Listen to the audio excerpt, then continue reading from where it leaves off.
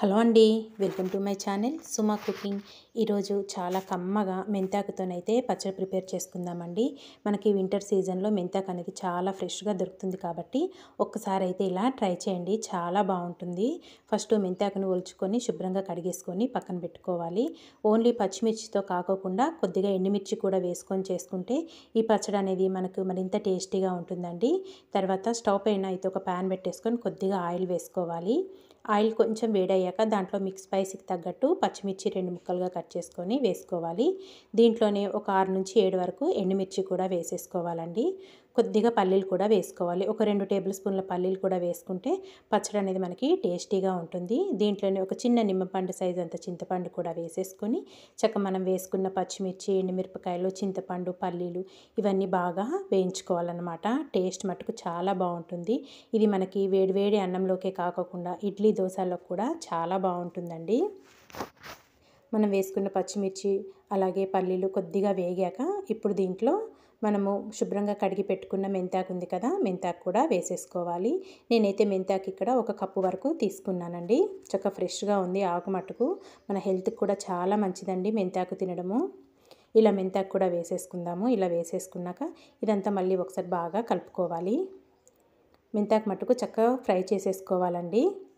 పచ్చిదనం లేకుండా దోరగా ఫ్రై చేసేసుకోవాలి. చిన్న మంట మీద పెట్టుకుంటే చక్కగా వేగిపోతుంది మనకి. చూసారు కదా, బాగా వేగిపోయింది మెంతాకు. ఇదంతా మళ్ళీ ఒక్కసారి ఇప్పుడు కలిపేసుకుందామండి. ఇలా కలుపుకొని ఇప్పుడు స్టవ్ ఆఫ్ చేసేసుకుందాము. ఇదంతా ఒక ప్లేట్లోకి అయితే తీసుకుందాము. మనం వేయించుకున్న పల్లీలు, పచ్చిమిర్చి చల్లారుతూ ఉంటుంది. ఇప్పుడు అదే ప్యాన్లో కొద్దిగా ఆయిల్ వేసేసుకొని ఒక మీడియం సైజు 3 టమాటాలని శుభ్రంగా కడిగేసుకొని చిన్న చిన్న ముక్కలుగా కట్ చేసుకొని ప్యాన్లో వేసేసుకోవాలండి. వేసేసుకొని చిన్న మంట మీద దగ్గరకు వచ్చేదాకా మగ్గించేసుకోవాలి టమాటా ముక్కలు. ఇక్కడైతే టమాటా ముక్కలు వాటర్ మొత్తం ఇంకిపోయి దగ్గరికి మగ్గిపోయినాయి. ఇప్పుడు స్టవ్ ఆఫ్ చేసేసుకుందామండి. మనకు టమాటా ముక్కలు కూడా చల్లారుతూ ఉంటాయి, మనం ఉడకబెట్టుకునే టమాటా ముక్కలు. తర్వాత మనం ముందుగా వేయించుకున్నాం కదా పల్లీలు, పచ్చిమిర్చి, అవన్నీ ఒక మిక్సీ జార్లో వేసేసుకోవాలి.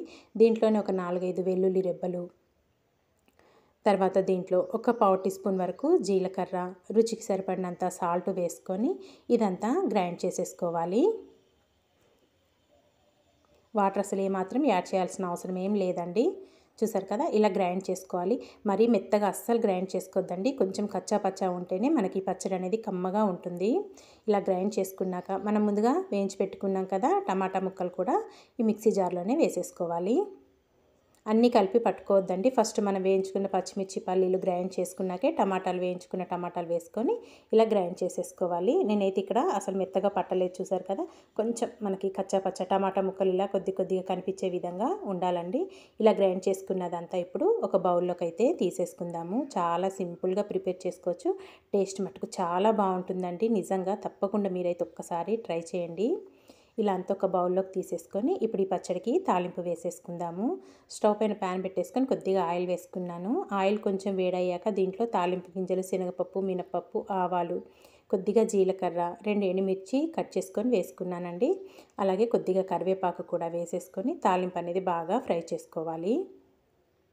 ఇక్కడ తాలింపు అంతా బాగా ఫ్రై అయిపోయింది. ఇప్పుడు స్టవ్ ఆఫ్ చేసేసుకొని మనం తీసి పెట్టుకున్న పచ్చడిలోకి అయితే ఈ తాలింపు అంతా వేసేసుకోవాలండి. ఇలా వేసేసుకొని ఇదంతా ఒక్కసారి బాగా మిక్స్ చేసేసుకుందాము. పచ్చడికి తాలింపు పట్టే విధంగా బాగా కలుపుకుంటే ఎంతో టేస్టీగా ఉండే మెంతాకుతోనైతే పచ్చడి రెడీ అయిపోయింది కదండి. చాలా అంటే చాలా కమ్మగా ఉంటుందండి. తప్పకుండా మీరైతే ఒక్కసారి ఇలా ట్రై చేసి చూడండి. తప్పకుండా మీకైతే నచ్చుతుంది. వేడి అన్నంలోకి అయితే చాలా బాగుంటుందండి. ఇంతే కదండి, చాలా టేస్టీగా పచ్చడి అయితే ప్రిపేర్ అయిపోయింది కదా. తప్పకుండా మీరు ట్రై చేసి మీకు ఎలా వచ్చిందో నాకు కామెంట్ చేసేయండి. ఇలాంటి మంచి వీడియోస్ కోసం నా ఛానల్ని అయితే వెంటనే సబ్స్క్రైబ్ చేసుకోండి. వీడియో నచ్చితే మీ ఫ్రెండ్స్కి, రిలేటివ్స్కి షేర్ చేయడం మాత్రం మర్చిపోకండి ఫ్రెండ్స్.